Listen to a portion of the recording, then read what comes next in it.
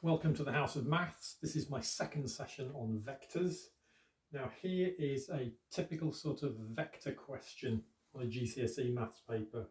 You've got a shape here, triangular shape, A, B, C, and on it we've got some information.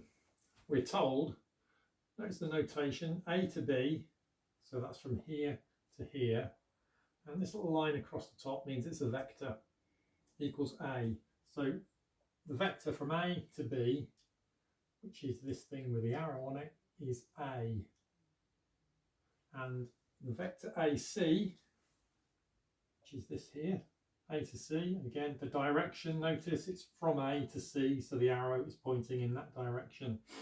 And that one is called C. Again, notice that they're lowercase letters to indicate the vector, and they're bold type.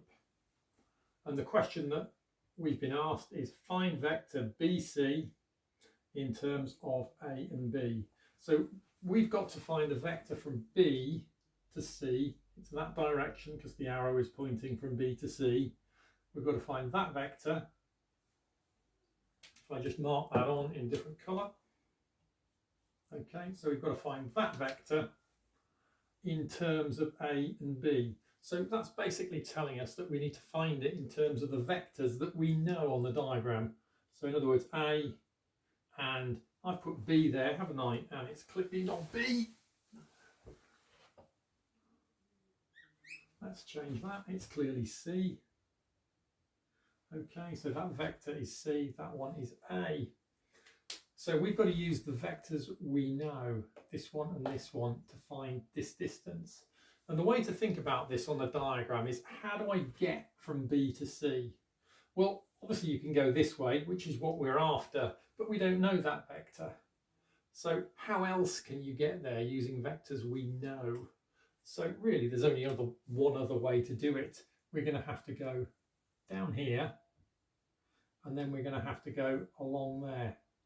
So down here to A and then along there to C, and that will be the same as going from B to C. That's the way you need to look at it with these diagrams. Now you may look at it and think, ooh, that distance there is clearly not the same as these two distances. And you would be right in thinking that. But the distance in the, if you like, southerly direction is exactly the same. It's travelled that far due south, and the distance it's travelled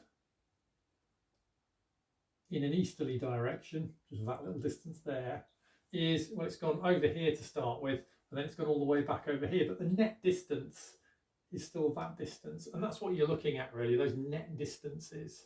So it's the same as travelling from here to here as it is from there to there. And we can use these vectors to do this sum, if you like, to find the vector BC. So we go from B to A. Now notice that we're heading against this arrow. We're not heading in the same direction as this arrow.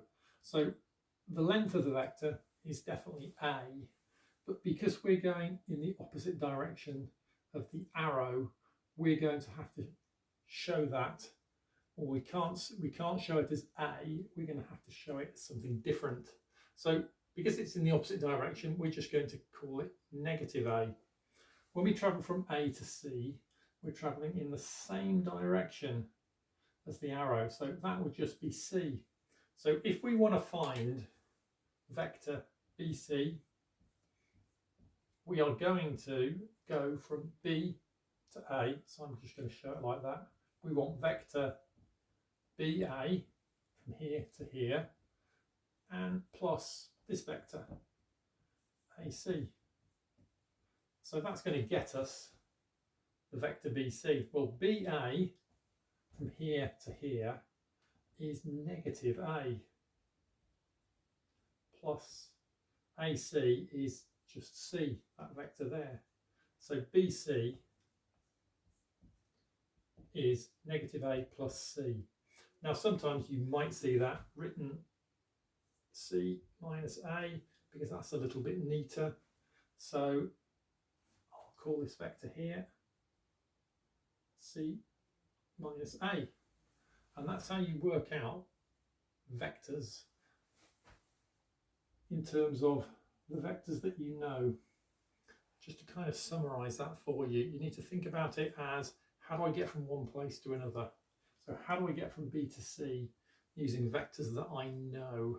So I have to go this way and this way because I'm using this vector and this vector, and those are the ones that I actually know.